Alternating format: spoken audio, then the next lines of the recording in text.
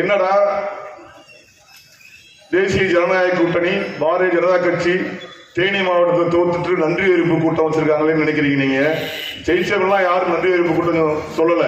ஆனா தோத்தவங்க நம்ம நன்றி அறிவிப்பு கூட்டம் வச்சிருக்கோம்னு காரணம், நாம இந்த தேனி பாராளுமன்றத்தில் 2வது இடம் பெற்றிருக்கோம். நாம 2வது இடம் பெற்றிருக்கோம். 2026 1ஆம் இடம் பெற போறோம். அதுக்கு தான் அந்த நன்றி அறிவிப்பு கூட்டம், வேற எதுக்கு இல்ல. கிட்டத்தட்ட ₹1 வாக்காளர்களுக்கு ₹1 கொடுக்காம இந்த 2,92,000 ஓட்டு வாங்கி நாம் அந்த 2வது இடம் பிடிச்சிருக்கோம்னா, நம்மளுக்கு வாக்களித்த அந்த கண்மணிகளுக்கு, அந்த வைரங்களுக்கு இந்த நேரத்திலே நாங்கள் நன்றியை சொல்ல உரிமைப்பட்டிருக்கோம். 500 தாள் எடுபடல, 300 தாள் எடுபடல, அடக்குமுறை இங்க எடுபடல. அதிகாரிகளை வைத்து எங்களை கொட்டி இப்ப கூட அண்ணன் சொல்லிக்கிட்டாரு, என்ன பட்ஜெட் பொதுக்கூட்டம் சொல்லிட்டு நீங்க வாட்டுக்கு வேற ஏதாவது பேசுறீங்க. வாய்ப்பூட்டு சட்டம் தேவருக்கு தான் போட்டாரு, அவர் இறந்துட்டாரு, அவர் தெய்வம் ஆயிட்டாரு.